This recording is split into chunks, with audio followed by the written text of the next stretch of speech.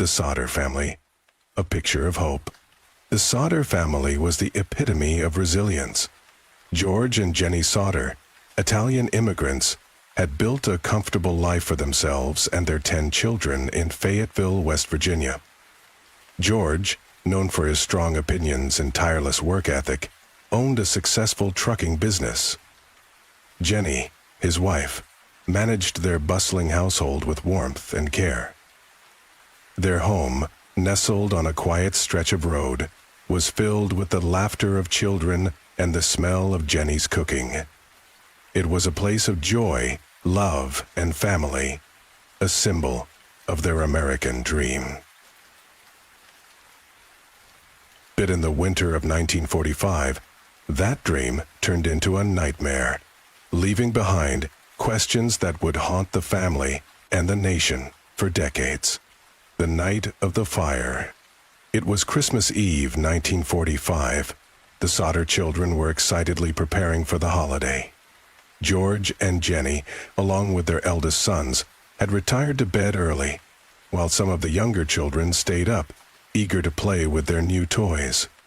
The warmth of the fireplace filled the home, and the quiet town outside seemed to be blanketed in peace. At around 1 a.m., Jenny woke to the sound of something hitting the roof. A loud thud, followed by a rolling noise. Initially dismissing it as snow or ice, she returned to bed. Moments later, she was jolted awake by the smell of smoke. The house was engulfed in flames. George and Jenny rushed to save their children. They managed to pull 4 of them to safety, but the other 5, Maurice, 14, Martha, 12, Louis, Jenny, and Betty, 5, were trapped upstairs. George frantically tried to re-enter the house, but the staircase was consumed by flames. He ran outside to retrieve a ladder, but it was missing.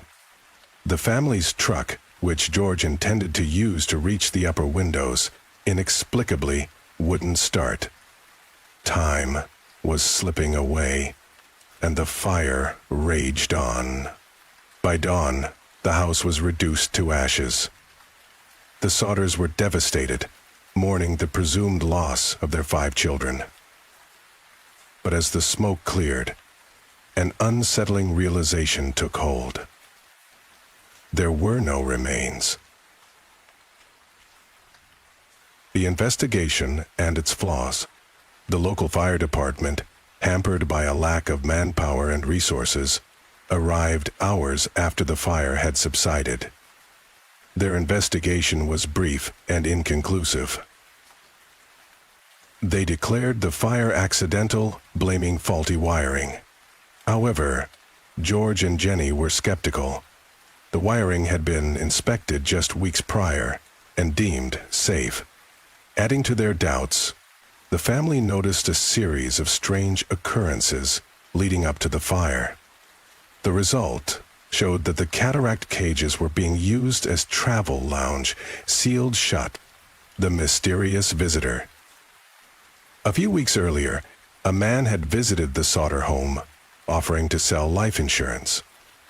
When George declined, the man became irate, warning that their house would go up in smoke due to George's criticism of Mussolini. He punched his mother in the face. The cut phone line.